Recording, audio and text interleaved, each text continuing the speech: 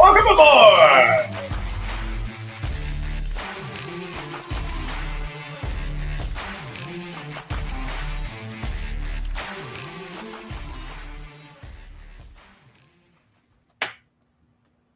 Welcome to the Two Brothers Podcast. They can't hear us. I think they should be able to hear us during the open because, like, they can if you just hit unmute. Well, I know, but it should say like brought to you by Mason Farms or something like that. I mean, we need way more logos and things on there. Do we? I think it's like Mason Ltd. By the way. Is that what it is? Yeah, but if you just hit unmute, you're live until Oh, people could hear me on the open. Okay. Yeah, technically, usually pretty good, but I didn't know that.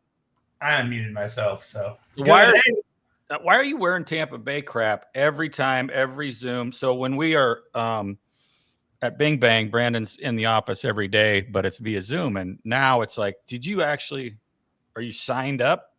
Like, are you part of the organization? No, I just, when I have to go to Tampa Bay games, I didn't have any gear. So I didn't want to wear Orioles stuff to Tampa Bay.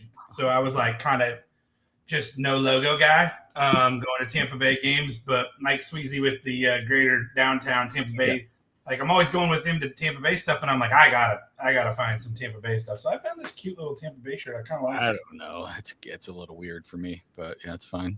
And I'd say Tampa Bay has it is definitely number 2 on my list now of favorite Major League Baseball teams. Yeah, it's kind of cool. It's weird that they're playing over there at Steinbrenner. That's weird. Yeah, and Steinbrenner's pretty sweet. So yeah, we had fun there. We had the all you can eat. When we didn't know how to buy tickets, and we paid. I never did tell Kim, but I mean it was like $300 for us that night. But yeah, we had everything. I think it was Yankee spring training game. I think we got like 17 baseballs that day. They're still in Grayson's room. Yeah, that was cool. Yeah, so welcome to the Two Brothers Podcast here as we, I think this is episode 2. Yeah, we're flying. I think there were 4 people that requested we do episode 2. Yeah, there was some huge.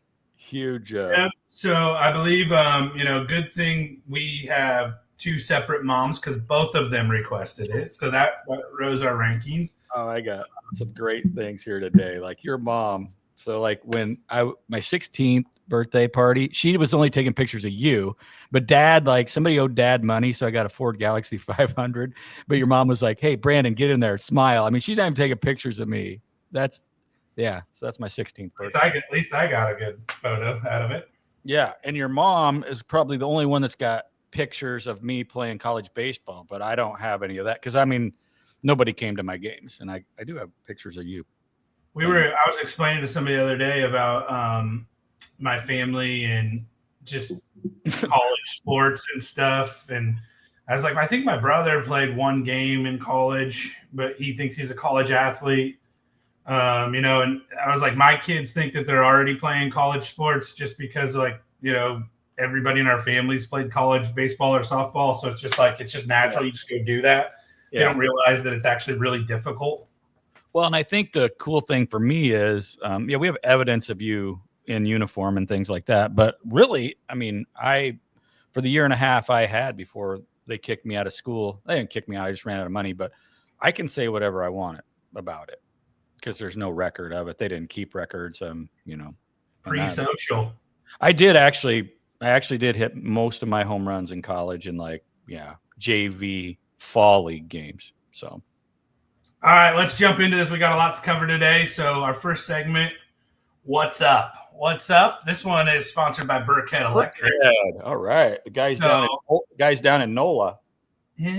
Indianola. Big things happening down there. Amazing. We've got to catch up with those guys. It's been fun to kind of see their growth and what Tim's doing down there and then just Tim's heart for everything. But pretty amazing. So let's just catch up on life a little bit. I know, we're both kind of every day in the craziness that is Bing Bang. So we've got that, but then, I saw your coffee cup just a second ago. I think that is some of your, you've had some big news since I think we last did this.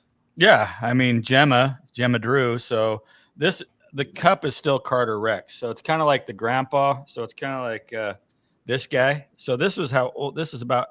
That's the Hey Buddy guy. So grandpa has, he only has favorites. And so I think Joey kind of was, but Kathleen's probably his favorite. But Carter was the first one born, but for me as a grandpa. So Kim and I, we were discussing that the other night. It's like, it's really weird. I mean, you love all your kids, but that first one comes, it's really hard. You just give them all your love and it's impactful. But Gemma Drew's about 6 months in. So I like babies a little bit better, but Carter just dominates. Like Carter's 2 years old, but Gemma Drew's, she's going to be right there. She's going to be a slapper. So I hope I can live long enough to get out there and slap with. I hope she's not a slapper. I hope she's a big right-handed hitter. Like we might even be able to show a little of that here later. Like we've got my kids both just hit bombs. Neither one of them can play anything else, but they can hit bombs. So she better be able to run. Yeah, fun. So all of that, but then the biggest news in the world right now, and I believe we're recording this in early April. So biggest news in the world right now, sprint car racing is back. Mm-hmm. Yeah. And so right now there's kind of like, if you're in that sprint car racing world, you're fully in it. If you're not, you're not.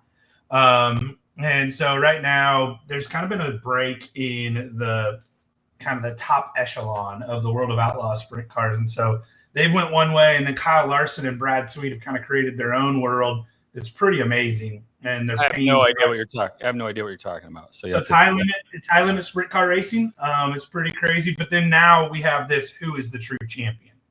Mm-hmm. You know, so in the World of Outlaws race in Texas and the high limit races in California, it's like, who is actually better? Is David Gravel better than Brad Sweet? Is Brad Sweet better than David Gravel? We won't really find that out until probably the Knoxville Nationals. Yeah, and then they'll be able to argue it either way that this doesn't matter. Will rise to the top at the Knoxville Nationals. So is this other tour that's going against the Outlaws, are they ever going to do like a battle royale, like a all-star? So Kyle Larson is kind of behind it. He's kind of the one pushing it. And he's trying to drive pay up for these, for the team owners and the team drivers. And he's trying to, make it more of kind of what the NASCAR side's done, but keep it more grassroots. So it's pretty cool what he's doing. But I think high limit would do anything, this battle royale. They would, have fun. But they're like the dirt racing group that owns the World Racing Group that owns the World of Outlaws, they more, I think, want to kind of stay in their own sandbox. So they're kind of like, don't play in our world. And then their drivers can't race these high limit stuff. The high limit drivers can race whatever they want whenever. Yeah, the World of Outlaws always had that MO a little bit. But I mean, it's kind of cool. It's kind of cool.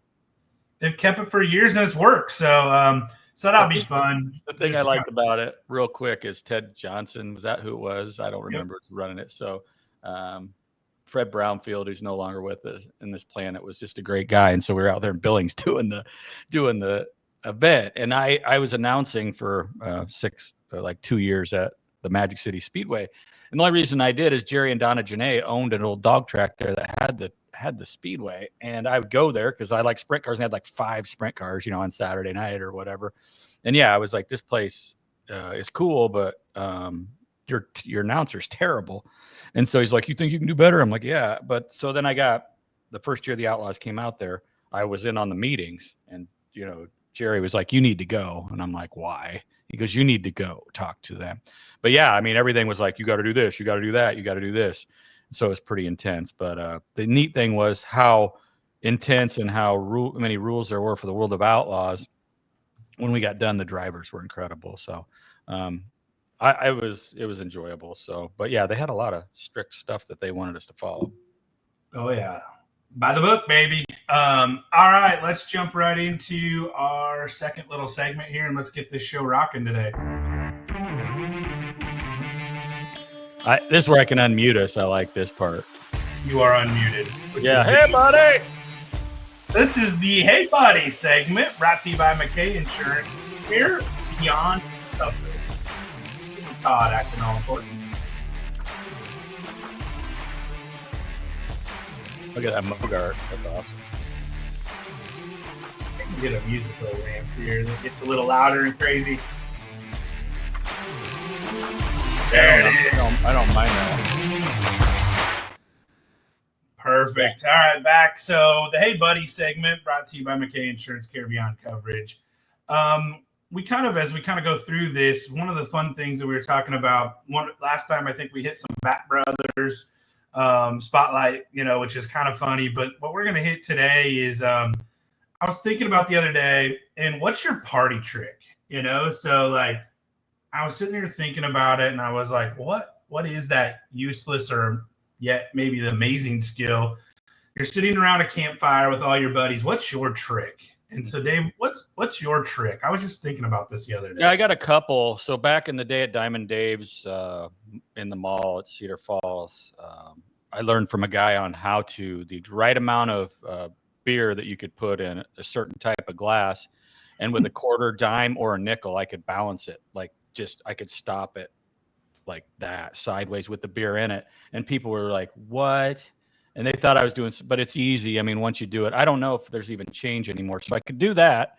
And I could also, and my wife's seen this and she can do it, help me and be the one that vouches for me. But I can give somebody like 5 or 6 coins, and it can be any type of change.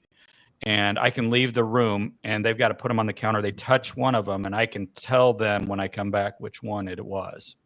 And people don't know how I do it. So those are the two. I mean, some people know that trick, but those are basically the only ones. And sometimes, I tell people I can touch my nose with my tongue, which I can. And then sometimes on the right day, I can get all the way up here. So those are the only ones I got. I'm glad you didn't do either one of the tongue tricks on camera, which is good because those will forever live. It was just funny when I was thinking about it. I think I was actually at church and I was thinking about this. I don't know why this came up at church the other day, but I was sitting there and I was like, man, I have nothing. Like, oh, you don't? No, like, Preston, you didn't learn. This is how it popped up. Like, I just was like, like I can hit a ball 400 feet. Yeah. That's my party trick. Golf ball, yeah. But it's like, I can't, where does that come into play anywhere? Like, how is that valuable?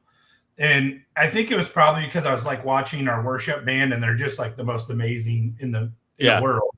And the guy was just strumming a guitar and just started belting out a song. And you always think about that guy that shows up at the campfire that can just sing and play a guitar. And you're like, how did you pick that up? And that was probably a cool thing that I could hit a ball 400 feet in college. But then beyond that, it means nothing. Yeah. So it's always going to be able to play a guitar.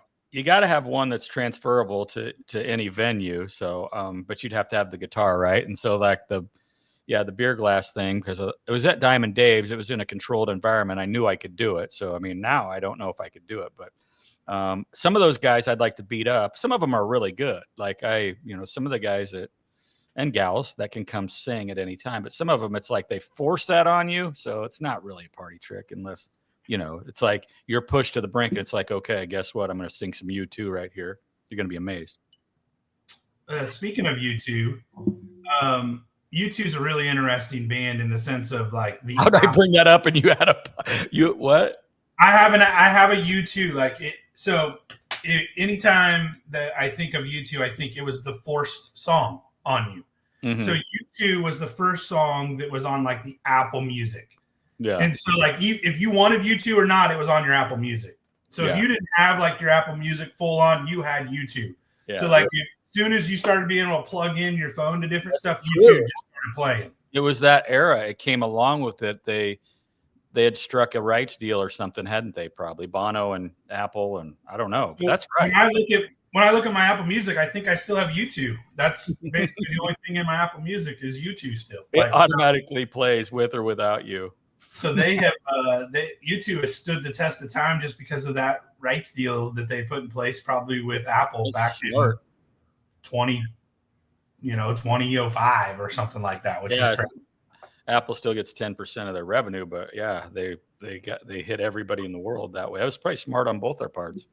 So that's just kind of a little fun with our Hey Buddy segment. But the biggest thing we wanted to cover today is we wanted to cover Iowa Football Coaches Player Association Player of the Year. So we're going to jump right into that.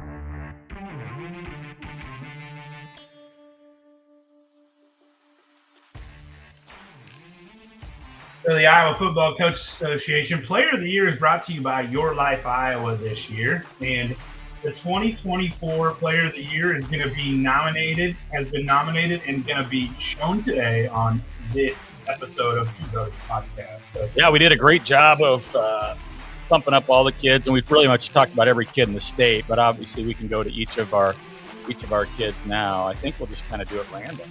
Before we get we can just kind of jump into it all. And thanks for Your Life Iowa for jumping on board for year one of the Two Brothers Podcast, where we're going through the Iowa Football Coaches Association Player of the Year. You know, when I sat up last night, I was setting up here, and I was like, what I want this shot to look there. That's the shot I was going for. So then when we got to the tight shots, I had to move it around a little bit. I had a picture of Grandpa Spot and Grandma Bell, but I lost that. So you just wanted me to randomly go. Let's just go to 2A, and I'll tell you some story about some of the stuff that we got, so we can turn this down a little bit. But I mean, and climb up at the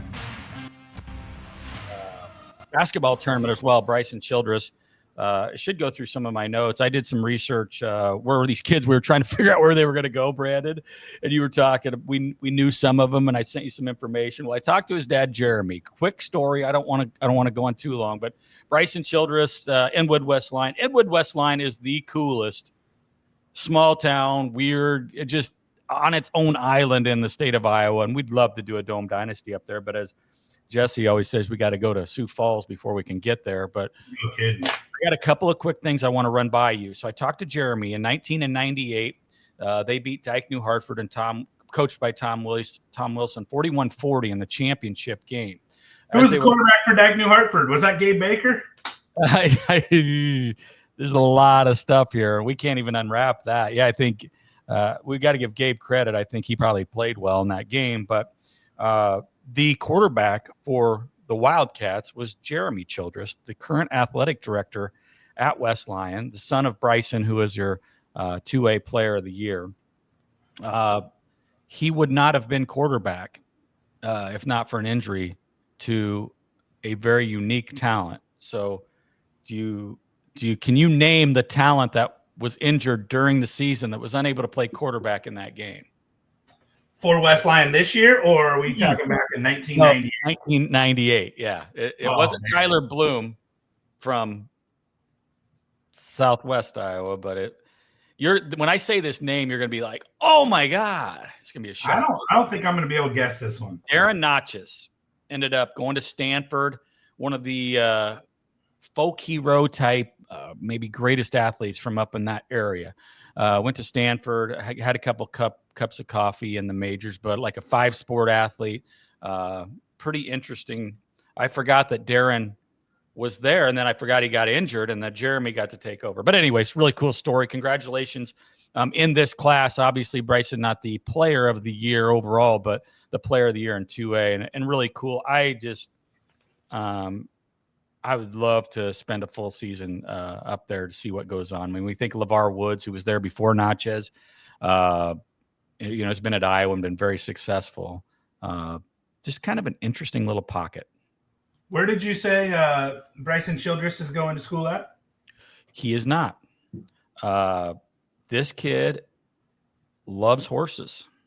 He's already decided that he's just going to go and he's just moving to become a horse trader. His dad's like, yeah, that's cool. I buried the lead, right? I mean, I was like, what? And I just think that's cool. He knew who he was. He could go probably play any sports, baseball, basketball, football, anywhere he wanted. But his family, the Childress families, I think his wife's on his wife's side said they're exposed to horses at a young age, and this is what Bryson wants to do. So good for him, huh?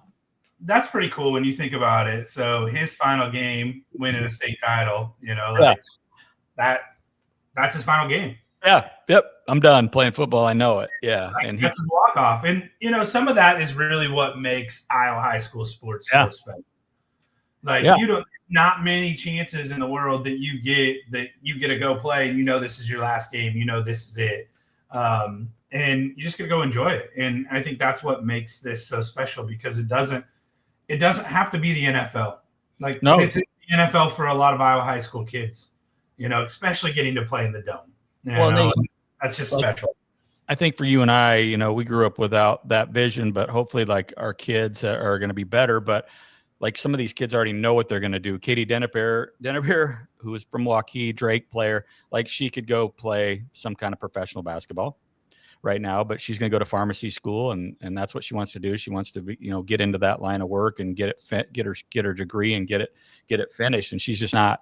And some people, they still have some left in the tank, so they can change their mind. But really cool that a lot of these kids know what they're going to do. And I got to go to the next player if that's okay, because I think this story's even the same, because we got somebody that we don't know what they're going to do, and there's so much possible with Judson Grabowski from Grundy Center. I mean, Grundy Center is just, I don't know, Brandon. I mean, so much history and all this. This kid, as I saw him go through the championship, he's our 1A player of the year.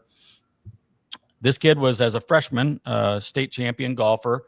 Just talking to their athletic directors and stuff, Matt Lindemann a little bit, he said, what was interesting is in golf, when they get to a certain point that they get to that 6, 7, 8 under, and they just kind of hang on and win the tournament. And he said when he got like on the back 9, he just kept going. He went to like 12, 13, 14 under, just a kid that's not afraid. So he also has been out to Stanford, possibly talk some golf there. I mean, and he could play any sport. They don't know. Look at the Stanford connections on this show already. I know, isn't that weird? So they don't know he could do anything, and so we'll wait and see. Because he's just a junior, right? Just a junior. Yeah, and the thing that they were saying, Lindemann was saying, is it's like he could go play in all these huge golf tournaments and just get better and better and better. But he's playing baseball, and he wants to play baseball, and so he'll run track, play baseball, and he'll be that true 5-sport athlete. And enjoy that time in school and not just focus on one thing. And I think that's what also makes our state great. But you're 1A player of the year, just a junior, possibly looking at a kid that could be holding the overall trophy next year. Boy, if Grundy wins it again, I mean, she's. And this is exactly the kid. This is exactly the story we want to focus on. Like, he's probably not going to play football, but he might be the best football player in the state. And that's what makes it special. That's the Cooper DeJeans, that's the Tim DeWites, that's these kids that's the Brandon Myers, and that's the heartbeat of Iowa. And so when you see these kids, you see these amazing performances. But I think ultimately what sets these kids apart is their competitors.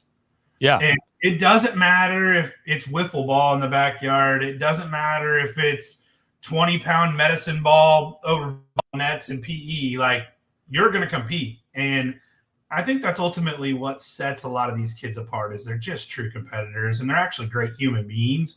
In these small schools too, but in the big schools, Brandon, there are these kids that exist. And I got to give kudos to West Des Moines Valley with the Zay Robinsons and McGregory and those kids. They're playing basketball, they're playing football, they're competing all the time. And that's the one thing that, like, if you're going to the big schools, and that's where Van Meter and some of the small schools like Grundy, these kids are, when you come there, you're playing all sports, you're helping us better. And I think those are the kids that we see in basketball, whether it's girls or boys, succeed on the next level, the ones that didn't specialize and played in various sports. So really cool. I don't know what he's going to do, but he might just go to law school and do no sports and be fine with it, because that's who he is. So do you want to move on?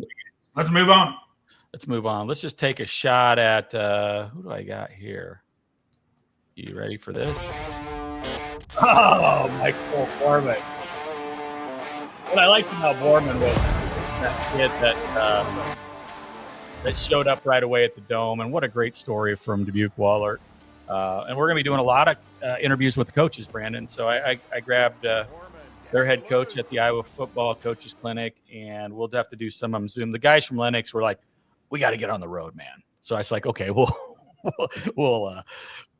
get you on yard, on our StreamYard. But Borma was just you could tell, just a tough guy.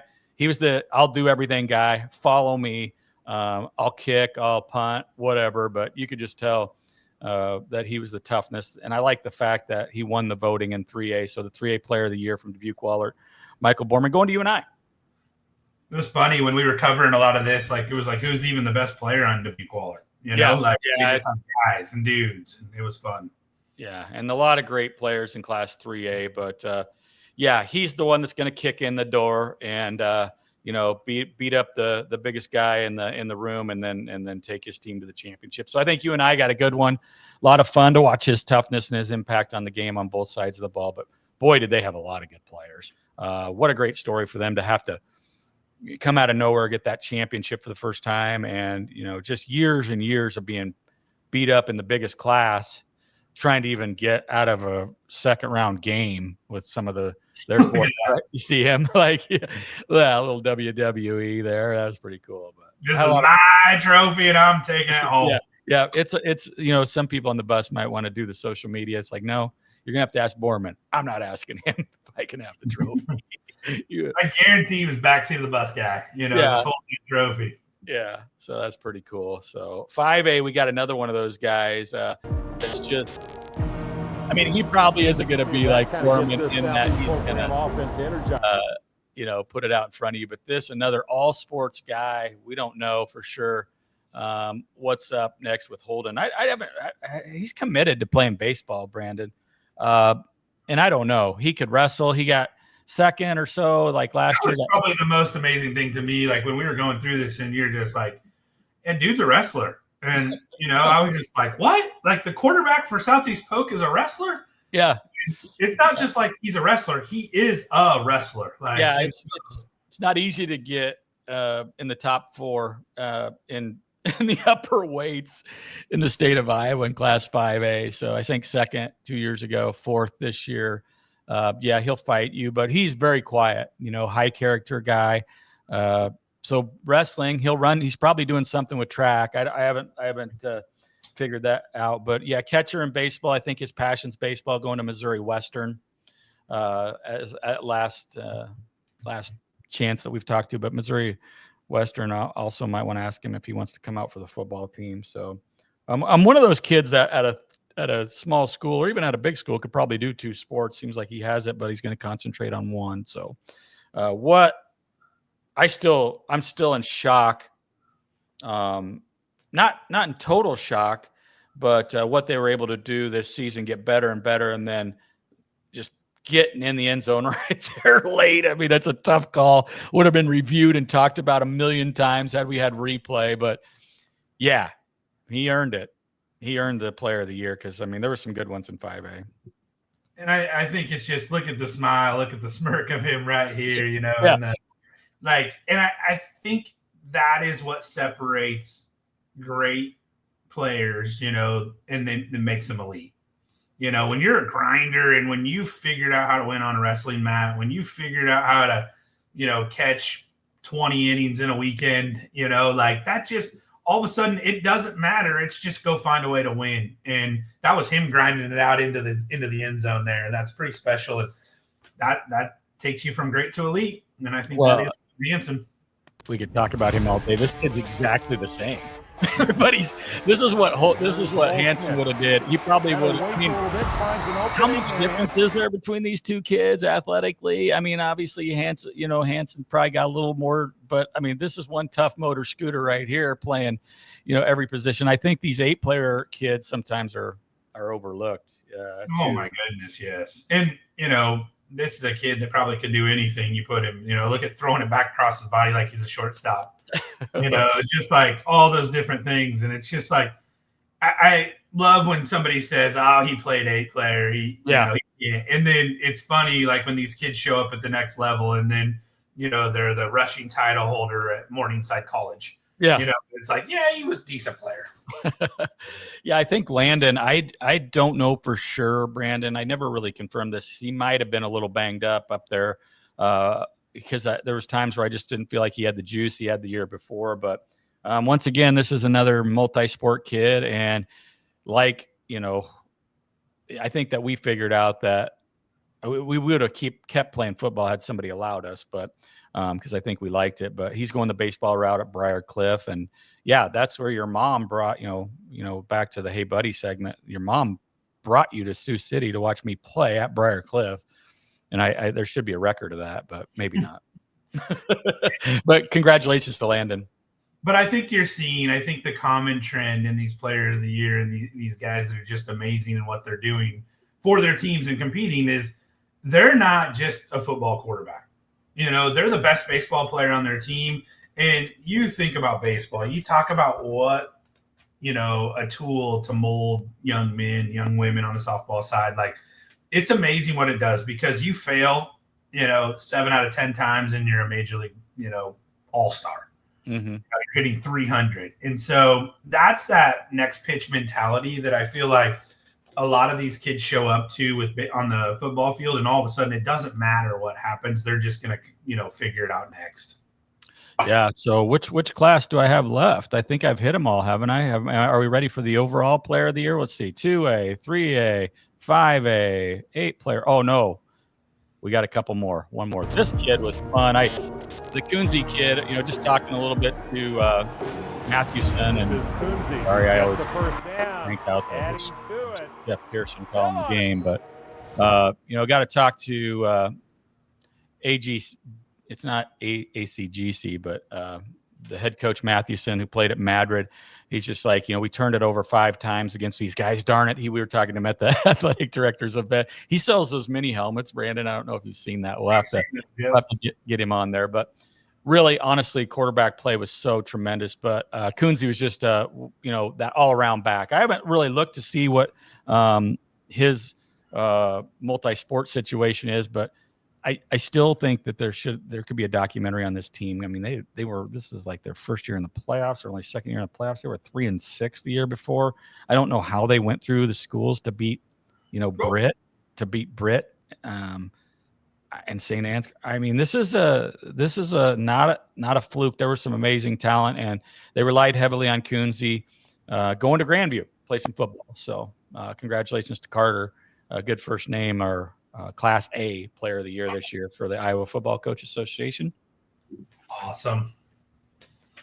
I can just watch his highlights all day. Like, it's like that kid that you just like to watch play football. Look at him. I mean, he reminds me of Tavian Banks. He's wearing the 22, but he is very patient, and then he explodes through the hole. And then you're like, why can't I get this guy? And Banks, there he is. Of course, when you're the football coach's player of the year, you're the one holding the trophy at the end. All of these guys are either first or they go out and get the trophy. And Carter went out and got it. I thought that was cool. Yeah, you're right there with the trophy. You got blood on your sleeve and you got the trophy in your hands. Like, that is the moment.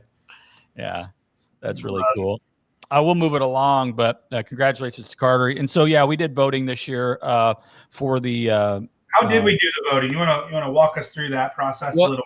Well, for the last 3 years, actually, through the IFCA, I kind of wanted to make sure that we stayed connected with them. So, we had a situation where we had the coaches. They do at the end of the year, they get together and they do their district meetings and they pick some captains and all that. So then we send out a survey for them to vote for the players of the year in their overall and in their class. And so we just kind of looked at that the last 2 years and we're like, hey, this year, not only will you can vote for players in another class, but at the end, we want you to list the top 3 athletes, the top 3 Iowa possible Heisman type kids for our state. And so this year they were able to, single-handedly go in and do that. And so this year we looked at that. It was really interesting because Jervosky and Hansen they were like basically tied for second, which is, a lot to say about, in the last 2 years that we did it, the Southeast Polk kid, because of the impact that both of them had in the game, Abu Sama he had like 700 yards in the last 2 games. So he was the overall when we didn't do it single-handedly, but he just got the most votes from all the coaches across the state. And so this year we had them, look at the 3. And so I thought it was really cool that it was a small school player because of what Hansen did. I thought it would be hard, but I just think the impact of what North Polk was able to do this year, and it's not music. So Jesse Landau editing this for us, and we were at a few of the North Polk games. But Nathan Feldman is your player of the year, and once again, Brandon, this is a multi-sport kid. And I think just his sheer toughness, you mentioned some of the great players, and and Iowa. He was kind of that Nile Kinnick factor in that he played on both sides of the ball and he had an impact on a 4A team that I think people are still like North Pokes 4A, second year in 4A. They got to the Dome the first year, and they couldn't really put their finger on why this team was able to win a championship. And we're telling that story with the Dome Dynasty documentary, but my God, I think this kid just represented what they were. Just toughness and athlete, put him in at quarterback, throw 3 picks in the first half against Bondurant, down 28 points. And there he is, just a humble kid going to Dordt, play football. Your player of the year. Nathan Feldman, your Iowa Football Coaches Association Player of the Year. And I think the thing to me about him is there's nothing like so flashy that you're just immediately he's going to jump off the charts as he's the Player of the Year. But when you watch him just play after play, snap after snap, you're like, there's probably not anybody better in the state of Iowa. Yeah. And that's what the coaches saw. That's what, Class 4A saw. That's why he is the guy holding the state championship trophy there. And so it's pretty amazing what happens there. And this is exactly why we want to do this award. Like, we want to bring to light kids like this, but we want to tell the story. We want to showcase them. And, I think as we walk through and you start talking about Holden Hansen and you start talking about some of these kids that just they are the epitome of what high school sports in Iowa is. And so, to see Nathan Feldman not only be holding that trophy, but ultimately be the Iowa Football Coach Association Player of the Year here for 2024, brought to you by Your Life Iowa, is pretty special. Yeah. We like to thank everybody involved. Brandon, I won't talk very much longer on him, but quiet kid. He wasn't the guy standing in front of the team yelling at him. That wasn't this team this year, but they understood who the main guy was, and you go out and get the trophy. So we like to thank, of course, doing the Friday Night Blitz every year and all the stuff that we do weekly on Dome Dynasty, Iowa Radiology, our cousin Sean Daybalt, and those guys do a great job, make sure everybody's healthy.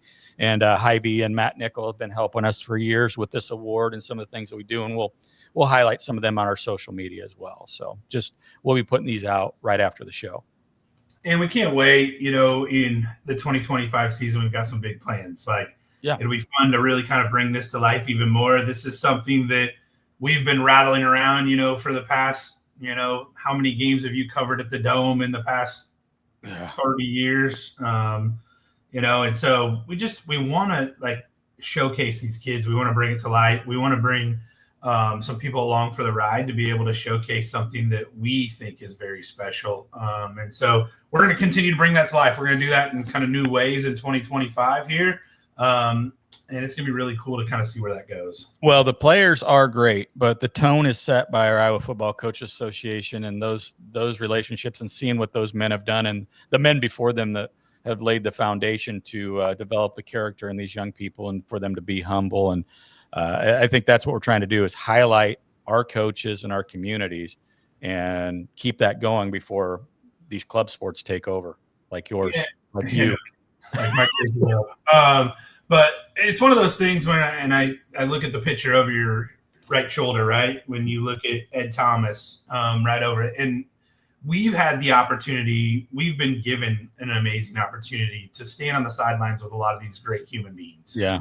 And when you are blessed with that opportunity, when you get that chance to stand there and you get to see how they motivate somebody, how they inspire somebody, how they engage, how they elevate, all these different things, you can't help but want to share that.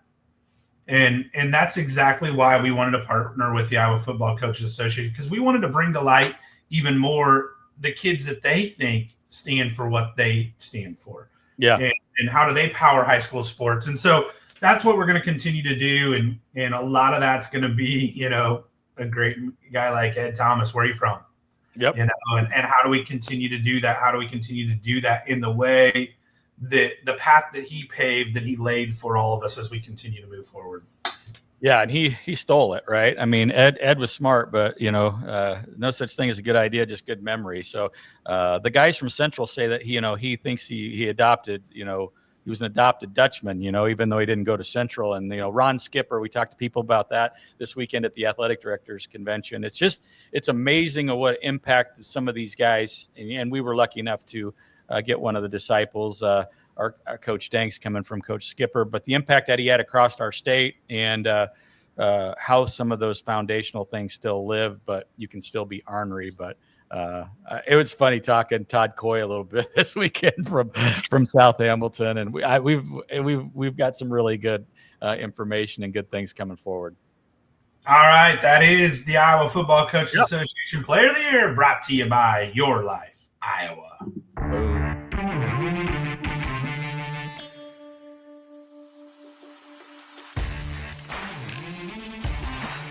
All right, next up, we're going to walk into our sports and travel ball fantasy fun segment, brought to you by Schroeder Baseball. Schroeder Baseball down in Sheridan, Iowa, now with a new warehouse open. It's amazing. Every bat you can imagine. You want to demo a bat, a demo bat, try out a bat, baseball gear, anything that you want. Call that Facebook, mention all of them. The Schroeder Baseball for all of your baseball needs, especially as we really start to ramp up all things baseball. Where's Schroeder Baseball again? You got to help me out here. Sheraton, Iowa. Oh, it's down there. It's down in good old Sheraton. Yep, they just put up a new warehouse that they have all the gear. They have a new showroom. It's pretty amazing. And go ahead. What side of Sheraton? I need to go. Is it near any of the Bingham's acreages down there? All the family. I mean, it's got to be close to Bingham Park, even down there in Sheraton. So all the amazing things. Definitely reach out to Schroeder Baseball on Facebook. You can't find better people to help you. Like in this day and age, where it feels like you're being sold every which different direction everywhere. It's just fun to be able to have that kind of down home connection with somebody that's really going to help you get into the right glove or the right bat, or you need baseballs for your team, you need catcher's gear, you name it, they can help you. So it's just been fun. And I've got the opportunity to work with, those guys down there and really kind of do it, but then also build relationships and partnerships, long into the future. And so now with us in Florida, we're still, buying all of our gear in Sheraton, Iowa, which is pretty cool. Yeah. So kind of fun. But as we kind of transition into kind of this part of it, it's been kind of fun here over the last couple of weeks. I've really got to, my kids, I think they play every week of every year of every minute of every day. So it's like I just live at a baseball or softball field, I feel like. But my dumb 12-year-old, he just, he hit his first home run a couple weeks ago. And now I think he's up to like 3 home runs already in a couple weeks. But like just watching him, like it's just been funny to see like his success and what he's done. Like it's just been crazy because I didn't expect him to be any good. So then when this is the first one, I think when he just in a bucket gets one out. Yeah, he made the inside pitch like right down the middle by stepping out of the bucket, and then he's got a juiced bat, and he at least he's throwing his hands a little bit, right? Could break it down. So it's funny, but then this is his latest one. It's really good Florida Rivals team down in Sarasota, and so it's just funny when he hit this one. And the worst part about him is he does not lack any confidence. I know, which is really weird because he was really no good, but he thought he was. So I don't know where he got that, but he needs to keep that. Yeah, so he just keeps it, but it's just this little like I don't think I ever knew I hit a home run. Oh, really? Yeah. The only time I ever hit a home run, one time I was still cranking it around second because I knew it was a triple off the bat, right? And then they're like, no, it's a home run. Like he's already trotting it, and like I don't know that like I'm coaching third base here when he hits this one, and I just off the bat was like I didn't even react. I was just like, that's gone. I just don't like the trot, but I totally, if I was his age, I get it. I would start, because there's going to be a lot more. And initially on the first one, I think you and I probably both looked at the video over and over and over after he got his first one. And I'm like, well, that was a bad swing on a kind of a bad pitch. So I'm like, wait till he really gets better. I mean, I started thinking he's going to hit, because some of these players that I coached over the years, like their mom would be home run 27. Like they kept track of all the home runs they ever hit, like in spring league. And I'm like, really? But they do. So then I told you he's going to hit a lot more. I'm like, I'll give you the over under at 19, and you jumped on it on the under. Yeah, And he's I gonna, was like, there's no way he will hit over 19. So then I had to figure out like how many home runs did I probably hit in my career, and I got to like 45, 50. I feel like that I kind of counted up when I started kind of going through, and I was like, there's no way he will hit more home runs in his career than I hit. And so then we set that bet like 19, and I was like, he will not hit 19 home runs. There's no way. And then since we made the bet, he's hit at least 3. So there is no doubt I'm losing the bet. But like, as long as he keeps playing, right. Yeah. And it's just more opportunities. Like that's the only way he's going to beat me. Way more. But I don't know if truly this is the one that he may lose the home run battle to. Oh like, like it won't even be close. Like that's a better swing. Like it's not even close. She's just hitting bombs all over the field. Her hands don't move. She's really still. She's got good eye-hand coordination. As soon as the girls start throwing harder, and she really knows what pitches to swing at. And I don't think she's been taking like full, into her legs swings yet, where she's really trying to hit the ball out of the ballpark. She's more calculated. She knows what she's doing. That time she hustled. I like that one. But yeah, she's starting to a little bit. It's kind of funny. But last night it was funny. This is Bailey Bingham, by the way. Bailey Bingham, like you might want to keep track of this in what will be the 2033 recruiting wars. But like it was just funny. Yeah, she hit one last night, probably a legit 200 feet. Yeah. And she was like rounded second. I was umpiring like in the middle of the field, and she was rounded second. And she was like, "Did I get my back hip through it?" And I'm like, "A little bit." And she's like, "But I didn't finish my swing." And I'm like, "No." And she's like, "How far will that go when I finish my swing?" And I'm like, "I don't know." And I was already yelling at her all day because she couldn't throw a strike pitching last night. Yeah. So she was like, "Why are you being so mad to me? Like, why are you being so mean?" It was just funny. And so I think taking all this and keeping it in context that like this is what it's about. Just let these kids, let them be kids. Like when they hit a ball like this, just enjoy it. Like, and just let it be. Make sure you tell these kids when they leave the field you love them. Yeah. Like that's all that really matters at the end of the day. Like nobody cares about what a 10-year-old is hitting a ball or what, and it actually doesn't translate. Like none of it's going to matter. Make sure they compete, make sure they have fun, make sure that they continue to do this. And more importantly, they get to the next, segment in their career that they will actually play beyond this level. Yeah, it's brutal for me to watch the growth and having coached in that youth stuff when I was younger, and I look back and I made some mistakes, but to have people talk to me about this club and this girl and that girl and this ranking and that ranking as a head coach, I didn't hear any of it. Could care less. Did not.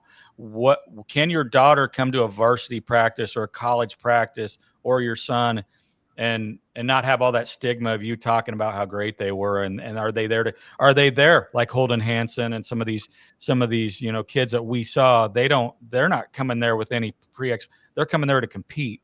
And so if you don't love your kid and you're talking to them about the other game and the other kid and the coach and who's ranking and how many home runs they hit, although it is kind of fun to keep track of home runs.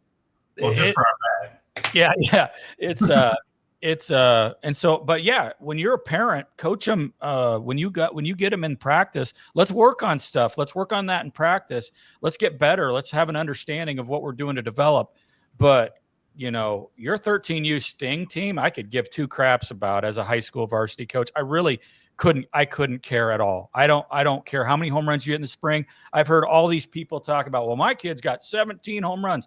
They haven't hit a home run in practice against our number one pitcher ever. So they hit a bunch of fatties that, fatty pitches, right? I'd always say I call pitches down the middle fatty, so girls would giggle. Yeah, they're hitting a 55-mile-an-hour fatty out of the park in a spring game. Not going to happen in the CIML. Not going to happen. You're going to face that girl throwing 78 from Tennessee. Yeah, not going to happen even in the American Rivers Conference. It's not going to happen. It might happen in some JUCO ball, right? But let's not get excited about those home runs because they're not happening against good competition. So keep developing your kids. Have fun.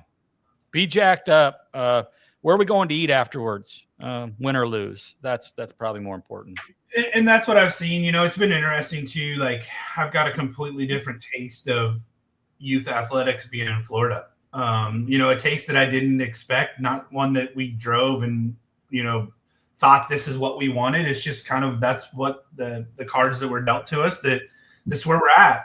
This is what we're going to do. And so we embraced it. And Bailey's been playing some 10U travel softball, which has been interesting. And then Grayson's been playing 12U travel baseball. And then he's actually playing middle school baseball. Which is cool. It's really cool.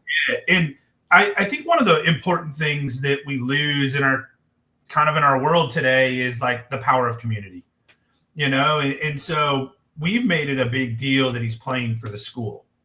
It's probably a bigger deal on a Tuesday that he's going to play for his school team than it is playing 6 games on a weekend.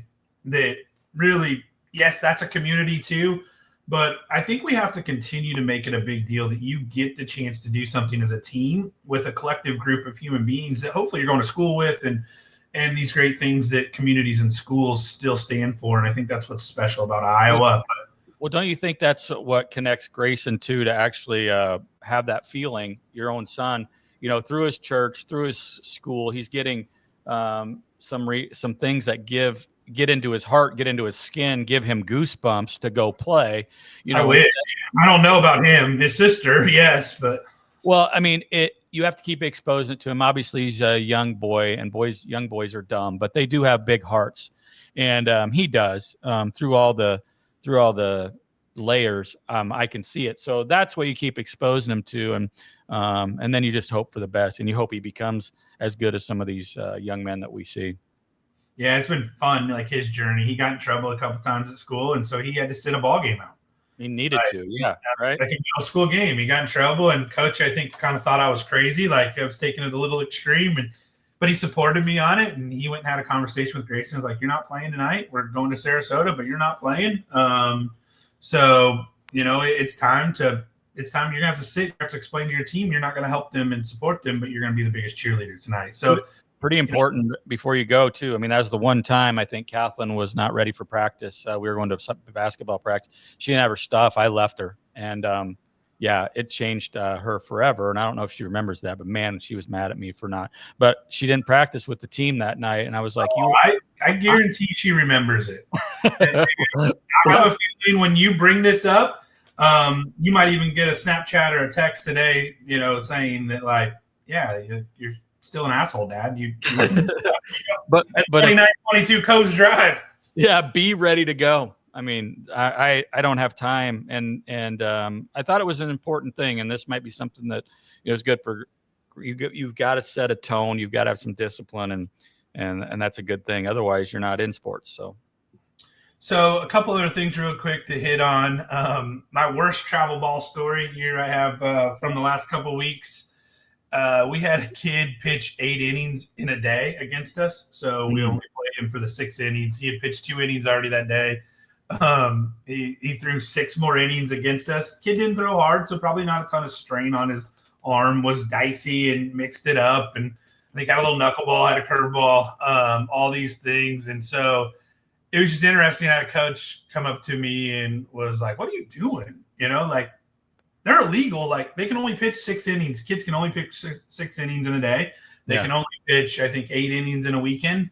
And so this coach probably didn't know it. He probably pitched him 8 innings in a day, thinking it was 8 innings and, all those different rules, whatever. So, but the kid had, thrown. So it's an illegal roster at that point. If you protest it, then you automatically win and move on. Right. And so I kind of was being the shithead and was like, well, if we can't hit him and we can't win, we don't deserve to move on. Right. But it is bad. And you see the things and you see all the stuff where, kids will definitely, overuse and all of that. And it is hard to manage as a coach and a player and a dad and like those things. It can be a lot. Like when you're in the middle of it, you'll lose that a kid caught and then he pitched and all those different things. And so it's tough. And so I think definitely continue to err on the side of 12U baseball does not matter. But how do you continue to prepare those kids for the next step? So do you think that, I mean, obviously some of it is happening unintentionally, but some of it's intentional just to win? That kind of sucks, doesn't it? Yeah, I'm sure there's some intentionality in it, but I think some of it is just ultra competitive side that what I see is a lot of people that don't understand the game from a high level. And so, the highest level that they maybe had the opportunity to play was Little League, or they maybe made the high school team and they just don't have that exposure to what it means to make it to a college roster, or a pro roster, and then understand that there's so many different things that matter other than that kid going out and throwing 140 pitches today. Yeah. To win a ring, or whatever it might be. So pretty interesting. We as we kind of move everything forward here in this show, we've got a couple of fun things to still hit. So let's make sure we think about time here. But as we look at it, we kind of we opened some cards. I got some cards. Should I do that again? I don't know. You got some cards? I got some cards. I got some football and I got some, I think, basketball. You were going to ask me what my most important card was, so I'll show you something here real quick. So I got a football pack and I got all right. I got a basketball. Can you see my screen right now? Can you see it? Huh? There it is. Yeah, so I have a bunch of different cards. I mean, I have thousands and thousands, but one of the things. Yeah. Before I started becoming the chief creative guru at Bang Bang, I was getting ready to inventory so this Ricky Henderson, I think, Brandon, and I'll stop sharing now, but you can see that. Do you have it graded? No, I don't have anything graded. Everything's raw. But I have thousands and hundreds of. Thousands of cards, but at one time I had like 7, Ricky Henderson rookies when it came out. I didn't know anything about rookie cards, and I think Tony Naylor took all of mine. I got some good trades from him, so I only have one left, still in plastic. I have a lot of them. Like I said, most of them are in books, but this was the card that I don't think I've showed the viewers at home. This one of my favorite cards I found the other day is Kathleen made a softball picture, and it's just like, I want to earn my stripes, win trophies, outwork people. I think it said she made her own Hawkette softball card back before she ever played. So probably the day after she didn't get taken to practice, won that championship. Yeah, could have been, but yeah, all of my kids were good Hawkettes. So yeah, it's fun. So I just opened this Prestige. It's funny, like when you get these. So like we got I don't think there's anything big hit wise or whatever, but like we got a little Ray Lewis card. Oh yeah. Anytime you get a Ray Lewis, kind of fun, just random. We got a Fred Taylor. Wow. Little Fred Taylor. I think he was a Florida guy. Miles Garrett, Christian Kirk, a Peyton Manning. I don't know why you get a Peyton Manning. I don't think it's a special card either, but just a Peyton Manning. So, hey, Peyton. Yeah. Got a little Tony Adams, a little Brees Hall, a little Cyclone. And then I think the special card that was kind of backwards, flipped all, whatever, is this Dalton Schultz. Oh, yeah. Yeah, that's going to be huge. Yeah. Big one. And then the guy you pick up every week if you don't have a receiver. Yeah, the tight end that you need for fantasy football. And then there's a Jordan Love. Oh, you give that to Noah. Here's probably when you talk about some of those rookie cards. So it's just funny, like, who's this dude? But he's a rookie. Prestige. It's Braden Fisk from the Los Angeles Rams. Oh, yeah. Yeah. So what's his deal there? It's kind of cool. I was going through those ones, like Frank Thomas. They had a picture of him in his Auburn uniform, like a Topps. That's like a card. And I've got like 5 or 6 of those. I'm like, what do you do with these? I don't want to sell them off one by one. I want to inventory my collection and go, look, it's raw. How much will you give me for it? And unless Carter or some of my kids become obsessed with this stuff, I'll keep it. But I used to be attached to everything, but now I'm not as much anymore. So Braden Fisk, on the back of his card, Fisk came to Florida State to boost his pro prospects. Here was a quote from him when he told the NFL Network's Path to Draft. When your dream's expiring, it changes the way you work. When the clock is ticking, it changes the way you approach your business. Every day was a new challenge and an opportunity to put a new display on the field. I don't know who the guy is, but like that quote probably gave him a card, So yeah. Yeah. That's pretty cool. Yeah. All right, let's do a little basketball, then we'll get out of here. As I'm opening this basketball, Yeah. the question I had. Oh wait, I'll keep going. I'll share my. I'll go back to my.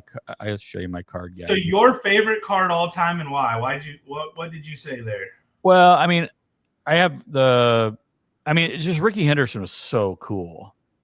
I mean, he was so cool. I mean, Walter Payton was my guy, but I don't know, just Ricky Henderson was so cool. So I loved having his rookie card. I mean, Steve Largent was my guy as well, and so I had all like 4 or 5 of his rookie cards. Had one signed by him when I covered him. So I don't really. I guess Henderson rookie is probably my favorite. I guess I had a couple Lynn Swans that I thought were pretty cool. So keep going. I'm going to show you some basketball stuff here once I get it popped up. So I've never heard of any one of the basketball cards. There's 4 cards. Yeah. So it's just like amazing, the basketball, like Chet Holmgren, Amari Bailey rookie. I don't even know where Amari Bailey came from. And then Scotty Barnes. I think I've heard of Scotty Barnes. Scotty Barnes. But it doesn't even have their like college or high school or any stats on it. So that's where it stinks. Like I loved when I was a young kid, I could, look up like who was he, where did he come from, all those things. So this was the year, Brandon, so I would go down to Gilderbloom's. I don't know, I probably told this already. I'll repeat myself. And Jeannie and Lester Jean would have basketball cards. But I think the first year that I was able to, because I mean, obviously I was home alone. Dad was doing stuff. I didn't have anything going on. So the first year that, was what the cards look like. So there's some really cool cards in this set. But like then in 78, I started, collecting more. And then 79, I had every card. I've got like triples and doubles of almost every card in this set. But I haven't went through and marked them all. But the next year was Bird and Dr. J and Julia Serving. They had these, I'll stop sharing. They had these 3, proof-rated cards, and that card's worth a bunch. And I had like 4 or 5 of them, but we tore them apart, and they're worth a ton of money. So I wish I'd have kept those. But so I have a lot of basketball cards. Basketball cards were always fun. Like when we were growing up, I had all the Jordans, and I didn't even know. I had no idea what that even meant. Like, was that good? Was that bad? So are there any Jordan cards out there that are really valuable? Do you know? I don't know. I was looking through, like, I had a bunch of my cards down here the other day, and we were looking through them, and I had a bunch of the Jordan baseball cards, like when he was playing baseball. Oh, yeah. So I was like, these are kind of fun and cool. But all right, as we transition, one thing real quick. So I believe I haven't looked at it lately, but I think I'm winning the Bing Bang Bracket Challenge. I gotta be. Oh, at the work, yeah, I think you are. Yeah, that's going to be good because the ATV that I purchased will be able to move on to the next contest because I won the football, so nobody got the ATV, and now, yeah. So I think I'm winning that, but I'm not even winning my family bracket. Oh, really? So did G go chalk or did Bailey go chalk? So she sit down, like when we were like the bracket selection came out, and just like she takes this swing, she picked her bracket. Yeah. And so it was just full on, like she was like, I'm going to win the bracket. So this is like the 3rd year in a row. She's just dominated the bracket. Really? And I don't know that I have the actual stats, but it is crazy how much her bracket. Does she look at all that thing that's provided by like ESPN, like the amount of... she listened to the selection show and what she wanted to do, and then from there she just made her picks. Maybe she's got a celebrity that she's filling in that we don't know, and then she adjusts it after that, Yeah, I don't know. No, she like straight up. So she right now is in the top 20,000. Like, so yeah, I don't know how many brackets. Yeah, like of probably like 10, 15, 20 million brackets that are on ESPN. So she's in the top 20,000 right now with 1,150 points, 99.9 percentile for the men's bracket. And yeah, she's our first place in our, but I'm still going to win. I'm going to still beat her because she's got Duke to win it all, and I've got Auburn to win it all. So I'm still going to win it all. Yeah. But if Florida takes care of Auburn, I'm in trouble. Yeah. This is good stuff. Hopefully we get this podcast posted by the time the final game happens, but I think we will. And then we've got the Final Four this coming weekend in Tampa, which will be fun. But that's cool. To wrap up, my screen share is not working, so I'd have to make you screen share this. But here were just some of the cool things I saw in the last couple of weeks that were really interesting. Kind of in the sports world, but kind of in social media world and things like that. So I don't know if you saw this, but we in the middle of the chaos of, I think we had a baseball tournament, we had a softball tournament. We were locked into, I think it was like the Sweet 16. And then all of a sudden we just flipped over and we watched the NCAA Division I wrestling championship. Oh my gosh. Yeah. I mean, and Gable Stevenson's out there, and I just wanted to watch Gable wrestle. Yeah. Like, that's all I cared about was watching Gable wrestle. And then I had no idea who Wyatt Hendrickson was. And I watched him, and it was just maybe the coolest thing that I've ever seen. It's just Wyatt Hendrickson, Gable Stevenson, and just Stevenson, and just watching compete, right? And it was just like, sports are just so cool. And then I saw a Wyatt Hendrickson interview on Pat McAfee here recently that was really, really cool. And just Wyatt and who he is and kind of all those things. Just that brings up a good point, because I was like, as we were watching it, I figured like somebody that was as measured and been, with our military after he won that match. And if you haven't seen it, and you're a wrestling fan, I imagine anybody that loves wrestling seen it. Kim and I were able to watch it live. It was a tremendous experience. My kids, Kathleen and Drew, watch wrestling, and wrestling is something that I probably catches my attention more than even NCAA basketball now. But, I was floored of how it ended, and I wondered if Gable even knew what was going on, or if he was, if he knew it was tied. I haven't heard much from him on this, but he handled it. I think he was, he handled it so well too. Yeah. Yeah. I don't know if he was a little bit like, and, even knew what was going on, and he still looked that way at the end. So I didn't follow up on what the kids were talking about. So I'd love to hear what Wyatt did say on McAfee, but it was really interesting because right after the match, and, after interviewing football players, wrestlers, boxers, people after, matches is kind of insane because of the amount. If you've ever competed in a physical sport, you have to get to a level of insanity sometimes to be able to compete.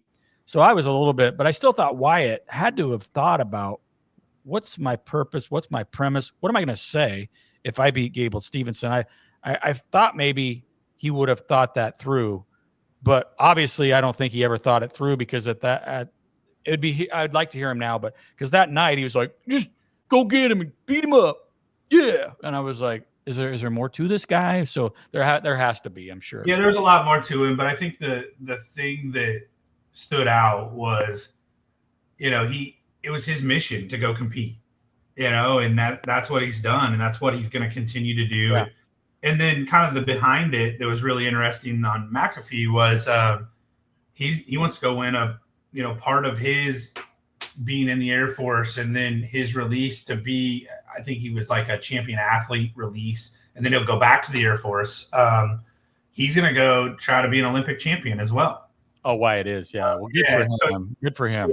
And so you just talk about what it means to serve your country, what it means to, all those things. And then him to get it done, it was pretty special. So just amazing in all those regards.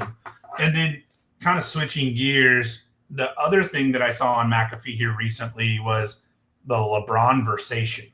Yeah. And I've grown up in the whole LeBron era. Like, I remember, I think I was in high school. I think we're about the same age. I remember LeBron's first, national TV game, and I was just like, whatever.